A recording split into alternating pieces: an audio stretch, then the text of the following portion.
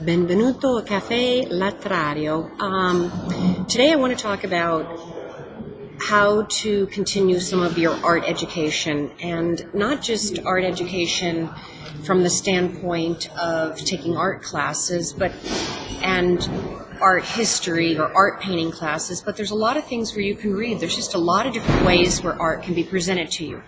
What I do happen to have with me today is I have two different books. This one is Provenance, and let's see, it's by Laney, Salisbury, and Ali Sujo. Anyway, take a look at it. I bought it used on, the name was Amazon. Fantastic book, just loved it, finished it, and the truth is I'm going to go back and read it a second time. The book I just started now is this book, The Garden Heist. Again, this is Ulrich Bosser. It's a little less interesting. It's starting out a little slow. I'm only in the beginning of this book. But again, both books have some excellent information. What I found in this book that was really, really interesting is, we think about all these fancy names of artists in the back, the modern art era of whether it's Modigliani, Van Gogh, a lot of different names like that.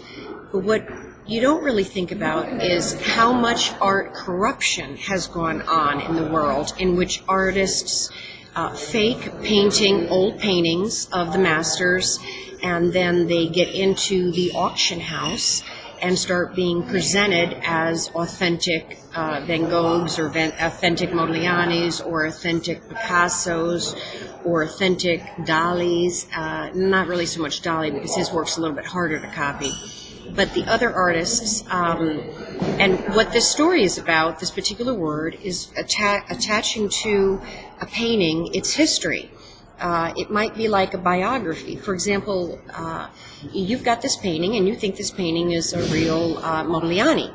Well, what you have to do is take a look at today's date and who's the owner, and then you go back to who was the owner prior to the current owner, and then who was the owner prior to that owner, and you just keep going back in the sequential past of the history of when around was the painting made, where was the artist when he made it, what was the issue of what he was painting, and then you take a look at all the different owners, and that helps authenticate, I can't say the word, make it authentic, who is that this painting is an authentic painting by that artist. So it's not just a matter of sheer science that they come to the painting and they control the age of the paint and things like that, which are all variables, or they put it up to x-rays and they can see through the canvas, but they also try to find the entire lineage of all the prior owners. And in this book, there was a con man who went to this artist who made fantastic reproductions of artists' artwork, famous artists. And originally it started out very innocent, where the con man talked the artist, hey, here's a painting of Modigliani. Can you paint me one of these Modiglianis and do it this way? And so the artist, has said, well, I know I'm not making a real Modigliani, and you want me to paint in the style of Modigliani, so I'll go ahead and I'll paint in the style of Modigliani. And then what happened is that con man took that work of art that I painted, and he sold it at auction houses, and actually started making a lot of money selling copies that I made that I knew were copies, hypothetically, is the story. Then, because this artist was in need of money, he was a single father, had a lot of problems. At one point in time, the con man says, by the way, I've been selling your paintings at all these auction houses in London, and I'm getting huge amounts of money.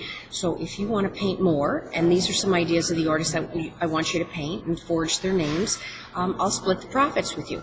And so what ended up happening is, for I don't know what period of time, how many years this went on, and this one artist kept reproducing, and found ways to, either put dirt on the painting or scratch some of the paint to make them look old and antiqued. And the con man went back and got into different museums' files and archive records and started altering and documenting things, and brought in a couple of other people into the scam, into the con, where he could create this entire history of documentation, so that when he showed up as a seller of fine art, he had all the documents behind it. And this scam went on for a long time, and he infiltrated huge systems.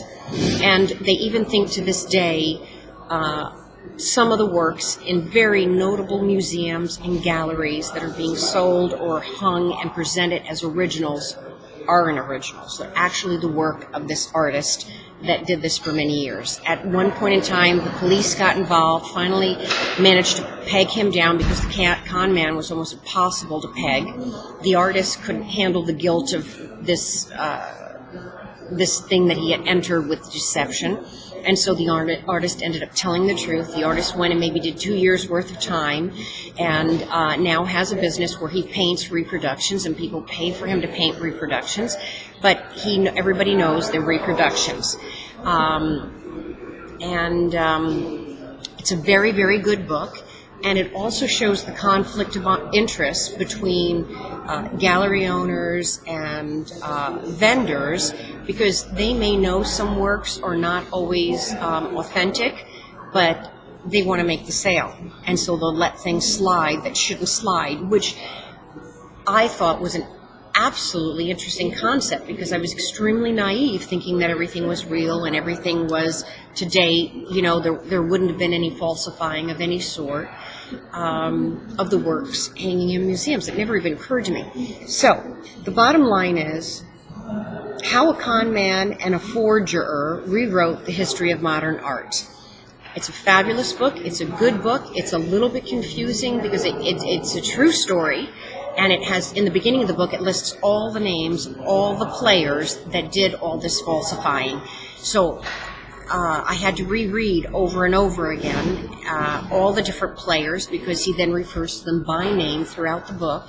And then sometimes you're not sure, who was that person, and then you got to go back again.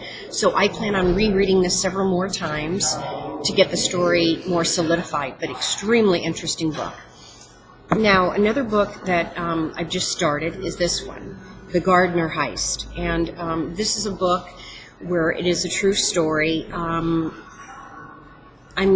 liking it, but not liking it as much as the other book from the style of the writer. The story is interesting. The way they both are approaching these stories are different. Here, he takes you through the entire history from the beginning to the end when he gets caught, and at the end he gets disclosed. Here, he steps in right away, and a robbery happened in Boston, and then from the current situation, he's now going to go back and retrace this story of the art being stolen maybe 20 years ago.